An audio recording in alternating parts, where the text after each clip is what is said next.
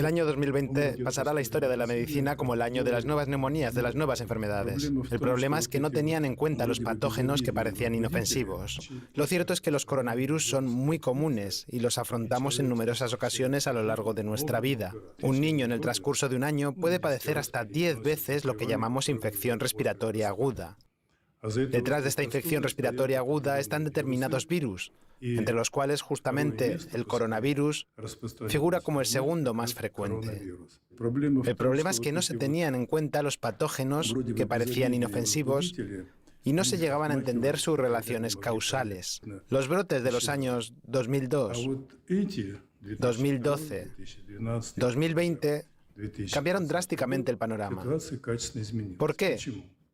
Porque los serotipos que circulan ahora afectan a las células epiteliales, aquellas células que recubren las vías respiratorias, el tracto gastrointestinal y el sistema urinario.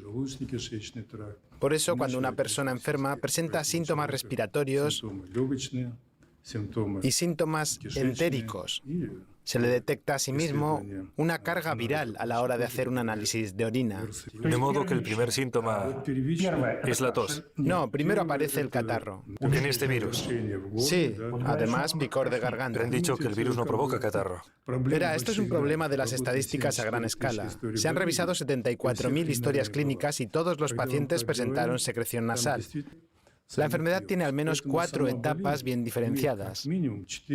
La primera es la etapa de viremia. Dura aproximadamente entre 7 y 9 días y se manifiesta de forma semejante a un resfriado común e inofensivo. Posteriormente, entre el día 9 y el 14, la situación cambia significativamente, porque es precisamente durante este periodo cuando se desarrolla la neumonía viral y bacteriana. Al atacar a las células epiteliales, el virus desencadena la colonización por microorganismos de esta región anatómica de las vías respiratorias. En primer lugar, por aquellas bacterias que se encuentran en la zona orofaringe. O sea que las bacterias comienzan a afectar de forma paralela a la acción del virus. Así es, las bacterias. Por eso estas neumonías siempre son de origen viral y bacteriano. Quisiera aclarar que las vías respiratorias inferiores se consideran un medio estéril. Así es como está diseñado el mecanismo de defensa de nuestro organismo. El segmento inferior de las vías respiratorias carece de flora bacteriana. Ahí no hay bacterias. Cuando el virus sobrepasa esa barrera, el tejido pulmonar deja de ser un medio estéril y es colonizado por microorganismos de las vías respiratorias superiores que luego se multiplican. Entonces el causante de la neumonía no es el virus, sino lo que provoca la neumonía son las bacterias. Ambos. Pero el periodo en el que empeora la tos y cuando se produce falta de aire, estas dos señales nos están diciendo, atención. Desde este momento tenemos un paciente absolutamente diferente. Si esta situación no se controla y la enfermedad progresa, entonces empiezan complicaciones más serias. Lo llamamos síndrome de dificultad respiratoria, choque. El paciente ya no puede respirar por sí mismo. Solo puede ser tratado mediante respirador artificial. Si una persona soporta esta fase, la inmunosupresión causada por la pérdida de la inmunidad adquirida y congénita se vuelve destructiva. Al paciente le aparecen patógenos agresivos como la Pseudomonas aeruginosa, hongos. Y hablando de esas muertes que ocurrieron, el 50% de los pacientes sometidos a respiración artificial durante un plazo prolongado de tiempo terminaron con los alveolos llenos de hongos. ¿Cuál es el destino de la persona que ha pasado por todo esto? Es decir, ha tenido una viremia, ha tenido una neumonía viral y bacteriana, ha tenido un síndrome de dificultad respiratoria, un edema pulmonar no cardiogénico y ha tenido una neumonía séptica. ¿Se va a recuperar o no? Este grupo de personas que han experimentado la infección del coronavirus, en el plazo de un año desarrollarán fibrosis pulmonar. El pulmón se convierte en una goma quemada. Por hacer una analogía, no existe ninguna panacea, porque no hay ninguna medicina que trate la viremia, ninguna medicina que trate la fase viral y bacteriana. Ninguna medicina que trate el edema pulmonar cardiogénico y no cardiogénico. Ninguna medicina que trate la sepsis. Si volvemos a la experiencia del 2002, a la vulnerabilidad del personal sanitario, se recomendó a los médicos y a las enfermeras que tomaran Tamiflu y oseltamivir, medicamentos contra la gripe. Y el mecanismo de introducción en la célula para ciertos tipos de coronavirus es igual que el de la gripe. De esta manera, mostraron que estos medicamentos pueden proteger a las personas que corren un alto riesgo de desarrollar esta enfermedad. También cuando detectan a un portador del virus le dan estos medicamentos. Es necesario destacar que es incorrecto tratar a un paciente solamente con antibióticos. Se le debe aplicar en todo caso una terapia combinada que incluya medicamentos que estimulen el sistema inmunitario. Sí, normalmente se prescribe cefalosparina de la cuarta generación, no amoxiclav, y la recetan en combinación con vancomicina. Esa combinación es amplia, porque la sustitución de las floras gram positivas y gram negativas es muy rápida. Pero, ¿qué inmunoestimulador recetar? Es una cuestión pendiente de investigación científica. Partimos de la base de que el sistema inmunitario va a sufrir bruscamente. Asumimos la vulnerabilidad de la persona a la infección que empieza a colonizar sus vías respiratorias.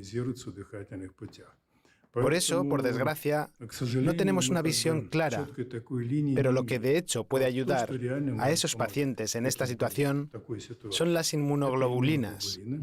Es la terapia de sustitución.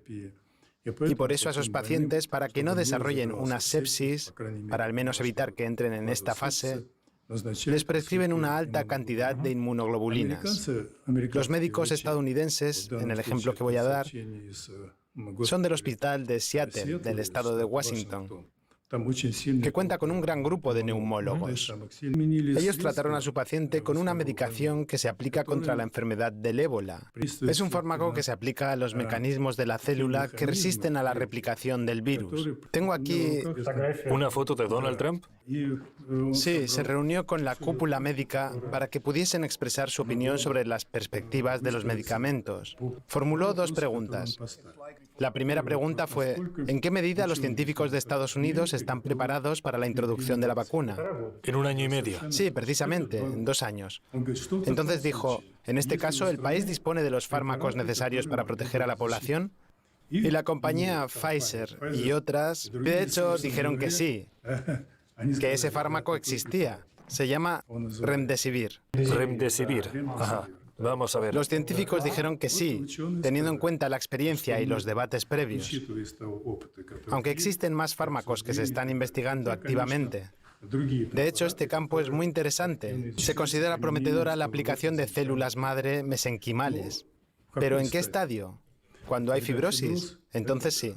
El SARS de hoy es el CoV-2. Podríamos decir que sobre abril, mayo, este problema dejará de ser al menos tan grave. En lo que se refiere a las recomendaciones para un ciudadano de a pie, Sí, eso me refiero. en primer lugar hay que cuidar muy bien la mucosa de la nariz y la zona orofaringeal. ¿Qué es eso?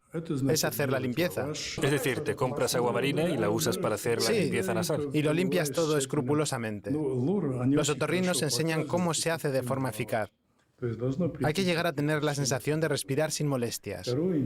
El segundo lugar es la zona orofaringeal, que también hay que limpiar muy bien.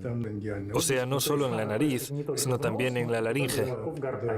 Y enjuagarlo muy bien. No ser perezoso y hacerlo hasta tener la sensación de tener las vías respiratorias limpias. De todas las medidas, es la más... La más eficaz. Sí, es la más eficaz. Además, recomendaría a la gente que pueda permitírselo comprar un nebulizador. Con ultrasonido. Sí, permite llevar a cabo la higiene de las vías respiratorias y mantenerlas en buen estado. Si también tenemos tos, hay que tomar los medicamentos que se recetan para tratar el asma bronquial, como Verodual, Ventolin o Salbutamolum, porque precisamente estos medicamentos mejoran... Eliminan el espasmo. Sí, eliminan el espasmo y mejoran la depuración mucociliar. Es decir, se trata de un expectorante Sí. como ACC, por ejemplo. Sí, ACC y fluimucil. Lo que no se puede hacer es usar glucocorticoides. La replicación de este virus va en aumento constantemente. ¿Qué es eso? Los glucocorticoides son prednisolona, dexametasonum, betametasona. Es decir, que no se deben inyectar hormonas. Hay inhalaciones de esteroides, pero hay asmáticos que enfermaron llevando a cabo este tratamiento. Por supuesto, el año 2020 pasará a la historia de la medicina como el año de las nuevas neumonías, de las nuevas enfermedades.